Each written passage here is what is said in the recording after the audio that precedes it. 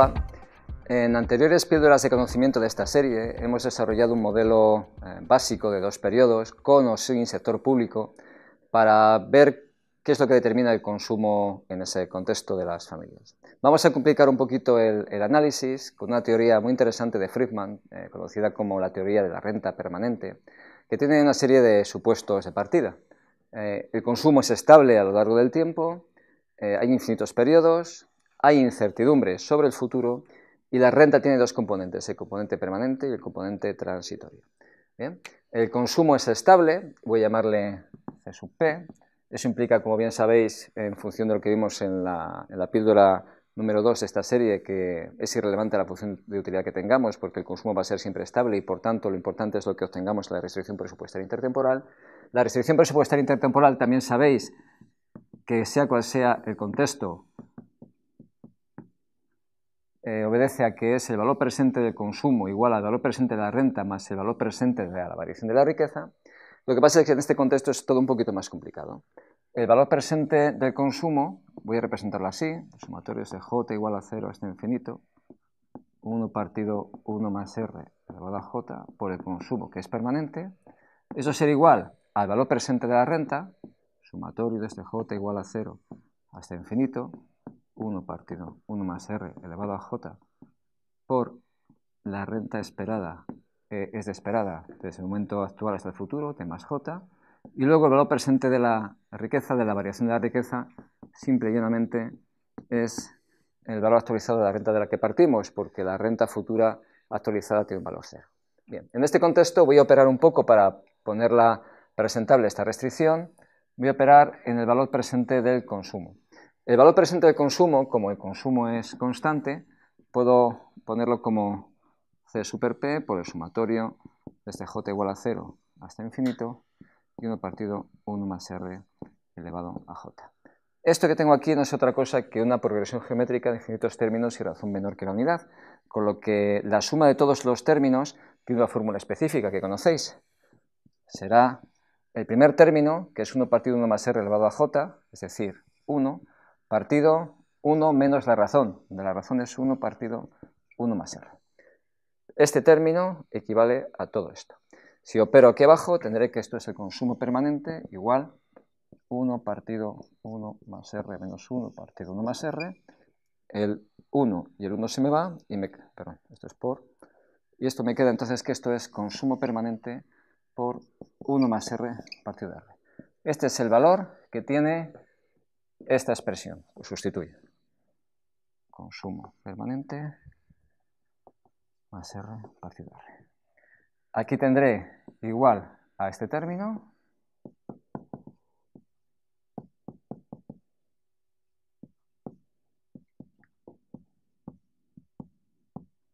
igual a este otro. Vale. Si yo ahora despejo el valor del consumo permanente, tendré que eso es igual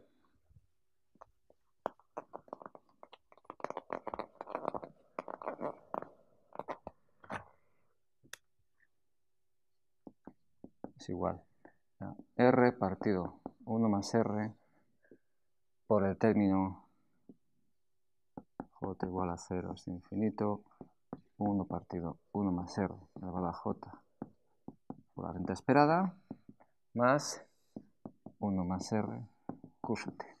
Y si opero en estos términos, ahora me voy a poner aquí para guardarlo para luego, tendré que la expresión del consumo permanente es igual a R que multiplica 1 partido 1 más R, el sumatorio desde J igual a 0 hasta infinito, 1 partido 1 más R elevado a J por las rentas esperadas,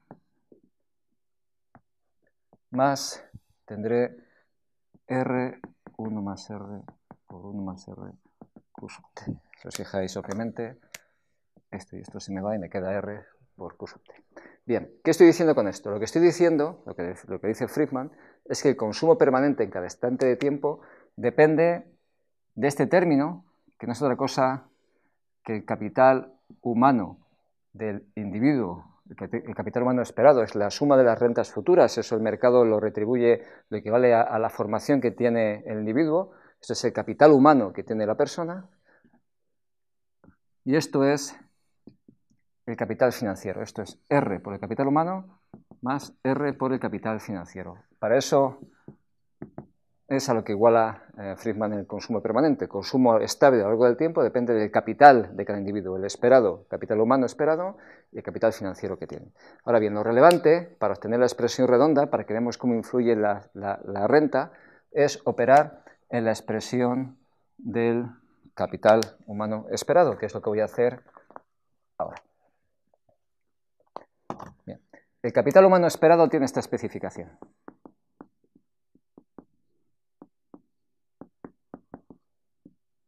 Ahora bien, hay que reconocer un supuesto fundamental, y es que para Friedman la renta en cada instante de tiempo tiene dos componentes. Tiene un componente permanente y un componente transitorio.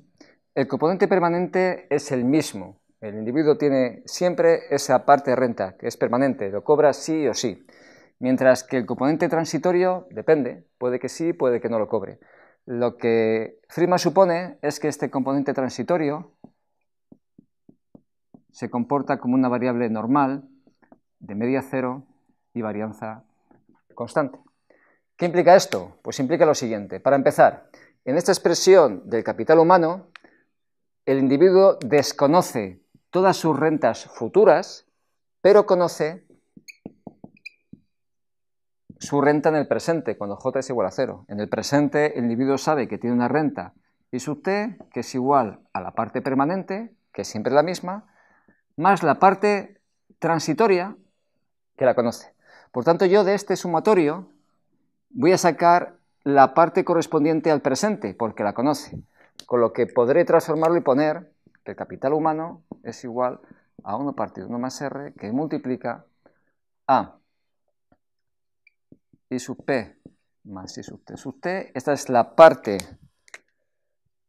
del sumatorio de las rentas correspondiente al presente, cuando J es igual a 0, y la pondré más el sumatorio, ojo aquí, desde J igual a 1, antes era desde J igual a 0, ahora es desde J igual a 1 hasta infinito, porque la parte presente la he sacado, por 1 partido 1 más R elevado a J por I sub T más J. Bien, ahora, rentas esperadas para el futuro. La renta esperada para el futuro es el resultado de aplicar la esperanza a las rentas futuras. Y como las rentas futuras tienen dos componentes, será el resultado de aplicar la esperanza a la renta permanente más la esperanza de la renta transitoria. ¿Qué sucede? Que la esperanza de una constante es la propia constante y la esperanza de una variable normal es su media. Como la media es 0, esto será 0. Por tanto, la renta que yo espero obtener en el futuro no es otra cosa que la renta permanente, por lo que puedo sustituir y tendré entonces que el capital humano es 1 partido 1 más R, que multiplica I sub P más I sub T, y ahora más sumatorio desde J igual a 0 hasta infinito, 1 partido 1 más R elevado a J y super P. ¿Bien? ¿Qué tengo ahora? Tengo este sumatorio donde aquí hay una constante. Esta constante puedo sacarla fuera. Si la saco fuera, tendré que esto es más I sub P por el sumatorio desde J igual a 1 hasta infinito, 1 partido 1 más R elevado a J. Y este sumatorio es, como antes, la suma de los términos de una progresión geométrica de infinitos términos y razón menor que la unidad. Y la suma es el primer término, esta vez el primer término es 1 partido 1 más R, partido 1 menos la razón, que es 1 partido 1 más R. Esto es 1 partido 1 más R partido 1 más R menos 1 partido 1 más R. Esto y esto se me va, esto y esto se me va, y esto es 1 partido R. Con lo que esto es 1 partido R. Con lo que todo esto es I sub P partido R. Pues si sustituyo,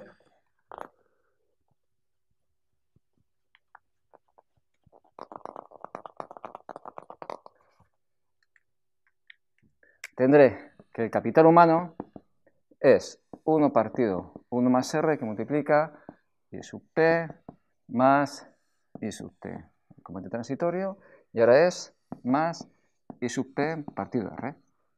Todo esto se ha quedado en esto. Si ahora saco factor común a I sub P, aquí, tendré que esto es 1 partido 1 más R, será 1 más R partido R I sub P más I sub T partido T. Es decir, esto es 1 partido R I sub P más 1 partido 1 más R I sub T de T. Esto es el capital humano. Si sustituyo en aquella expresión de ahí arriba,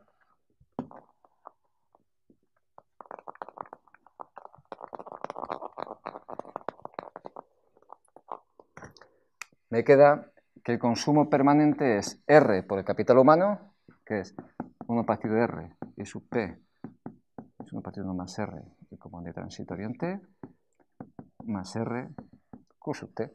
Si os fijáis bien, yo puedo obtener que esto es R partido R I sub P más R partido 1 más R I sub T de T más R Q de T. Si os dais cuenta, tipo de interés y tipo de interés se me va y me queda esta expresión. ¿Por qué es importante esta expresión? Porque Friedman decía que el efecto sobre el consumo de cambios en la renta permanente son totales. Si la renta aumenta en 100, los individuos aumentan su consumo en 100. Y sin embargo, el efecto sobre el consumo de cambios en la renta transitoria es esta expresión, como el tipo de interés es algo muy pequeñito, puedo considerar que es como tipo de interés, es muy pequeño.